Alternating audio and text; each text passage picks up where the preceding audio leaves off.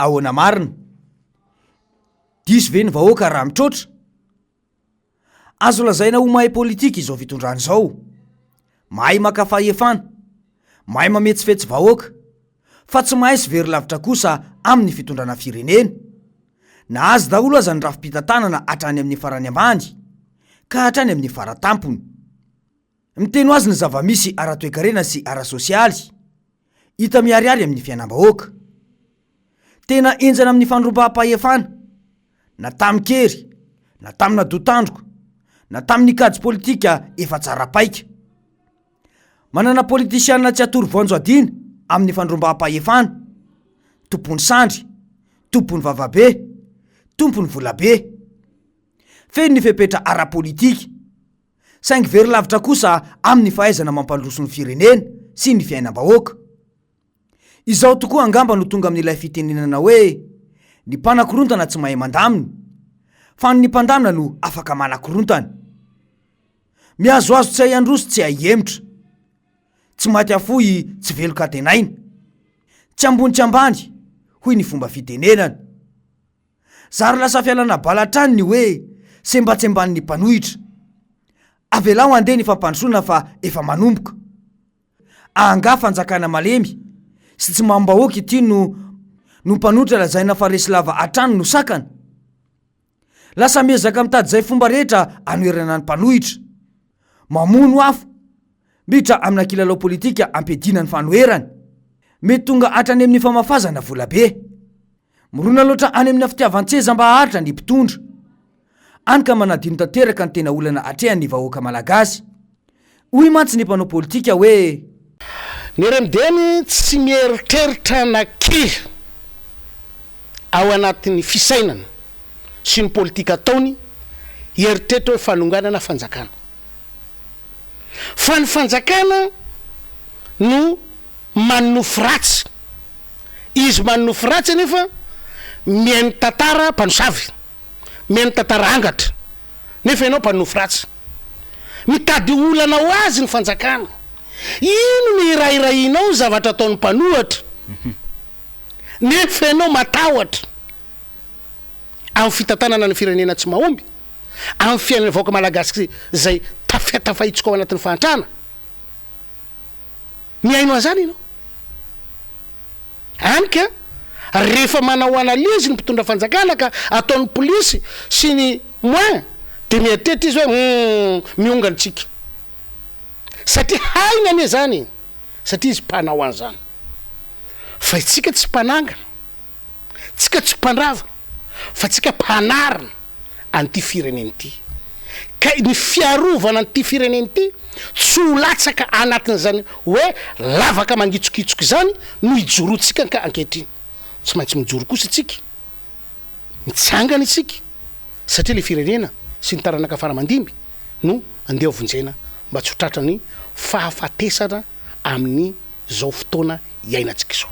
Raha mpitondra tena miasa ho an'ny vahoaka tokoa no misy eto, dia tsisy ny fitarainana sy ny fitokonana maro samihafa mitranga.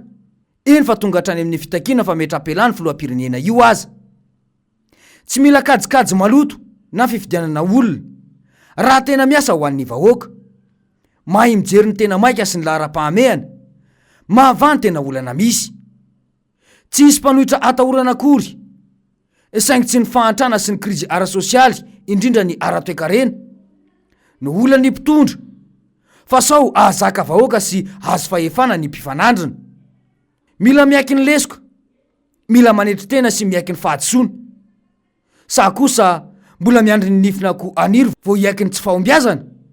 Fandriam-pahalemana, toekarena, sosialy, politika, diplomasia sy ny hafa rehetra treto mbola samy mitsoka daholo tao anatiny rotaona sy tapany mahery izay. Raha fitina ny antondian'ny filoham-pirenena ankehitrina ny velany amin'ny teny tsotra de hoe andresy lahatra. Efa ho rotaona sy iray volana izay no lasa, fa mbola tsy miverina amintsika ihany hatreto ireo nosy manodidina any Madagasikara, izay lokalokan'ny filoham-pirenena tamin'izany fotoana, fa tokony efa hito ampelantanantsika. Fa inona loatra no mamatotra ny fanjakana malagasy, nefa ny fitaovana ara-diplomatika rehetra ananantsika ahafahana mandresy lahatra an'ity tolony ity. tsy hita izay hevitra mazava avy amin'ny mpitondra fanjakana fa ireo sehatra hafa ahafahany miala bala kosa aloha dia tena iangaliny mihitsy anaovana izany. Tsy mandeha ny vina IM satria nandalo ame anara-pahasalamana isika, ary nateo aza ny ame anara-pahasalamana dia mbola nahavita kianja manara-penitra, EPP manara-penitra sy ireo zay manara-penitra rehetra araky ny fomba fijeriny izao fitondrana rehetra izao. Mahavita manao fotodrafitrasa fa tsy mahavita mamaha ny olany vahoaka izay tantany ny mpitondra. Ny hita aloha dia tena tsy fahaizana. Raha nitrosana mpidiriny izao fitondrana izao ho an'ny taranaka faramandimby angamba efa tsy tamboisa iny intsony, fa na hatramin'ny zafindoha aliky ny lehibe ankehitriny aza mbola mibaby sy andoha izany. Ny mahagaga nefa dia ny hoe manina no tsy vahana ny olam-bahoaka sy ametrahana paikady matotra momba ny sosialim-bahoaka io. Hoy mantsy nandritry ny fampelezan-kevitra hoe za dia ho filoham-pirenena itsinjo ny farim-piaina ny vahoaka malagasy, atoko ny fomba rehetrarehetra zay ampiana ny fandaniana ataony vahoaka malagasy, mialany amin'ny herinaratra zany, makany amin'ny sakafo, le kapoka ny vahoaka malagasy mihitsy no jerevako, zany hoe le vidim-bary, vidina menaka, zany ny zavatra ho atoko. Za vahoaka malagasy dia itsinjo anao. Izay ilay fampanantenana dia mipetraka ny fanontaniana hoe tena mitsinjo ny fiainanao tokoa ve io filoham-pirenena io? Ohatrinona ny vidim-bary ankehitriny? Ohatrinona ihany koa ny vidin'ny iray litatra amin'ny menaka? Mandeha tsara ve ny jirama? Miada-pinaritra sy misakafo tsara ary mianatra ampilaminana ve ny zaza malagasy? Fitaka, lainga, izay no zava-misy. Ahitratra fisehosehoana no betsaka, fa ny tena fototry ny fiainam-bahoaka tsy rarahiny. Ry zareo no afaka mitsangatsangana sy mivoaka any ivelany rehefa mafy ny zava-misy eto amin'ny firenena, fa ny vahoaka tsy mandady arona kosa mba ahoana? Tiana hotsindrina trany, fa na nitetikasa IM aza tsy teto akory nandrafetany azy fa tany Frantsa. Raha atao ohatra arak'izany dia ny hoe vahaolana ho an'ny tokantranonao dia any tokantranon'olo-kafa ianao no mandrafitra azy. Tena mahamenatra. Ankoatr'izay dia fa mitam-bahoaka fotsiny ka ilay filazana fa efa vonona ny vola anaovana ny IM sy ny hoe azo tapahitana ny tetikasa io. Manina no fitana ny vahoaka sa mamloatra ny fahefana? Dia hoy ny mpanao politika hoe tena zavatra misy ao anatin'ny distrikna Parafaravola satria mizara anankitelo mazava mihitsy ny endrika le tsy fandripahalemana. Endrika tsy fandripahalemana voalohany dia resaka kidnapping. Ny omby, mpiandro omby any Antsaha dia alain'ireo mpanao kidnapping reo dia tsy maintsy mitady vola zany zareo hatrany amin'ny 50 millions d'ariary. Iza no mitady vola? Le mpanao kidnapping am'le patron.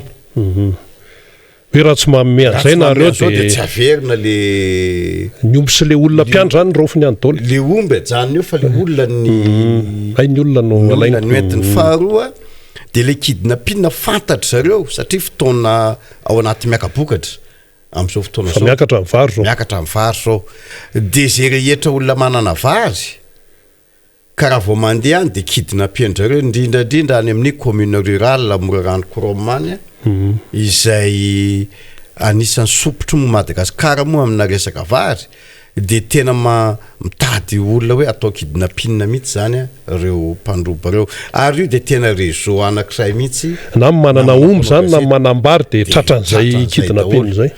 Ny faharoa dia mikasika n'ireo mpanana vary satria ao anatin'ny fikirakirana le vary zany ny andro zao dia zay olona mpividy vary na opérateur mikirakira ny resaka vary dia tena vonondro zareo foaty mihitsy. Dia ho gaga ve isika amin'izao fotoana izao raha mitaky ny fahefana izay nampindraminy an'ireo mpitondra ireo ny vahoaka?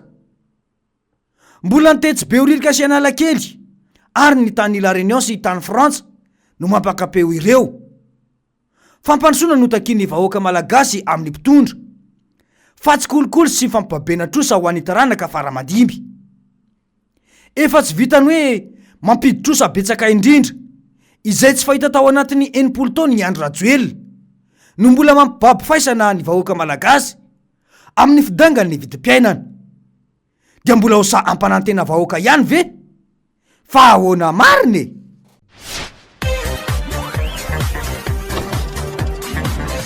Ahoana marina e!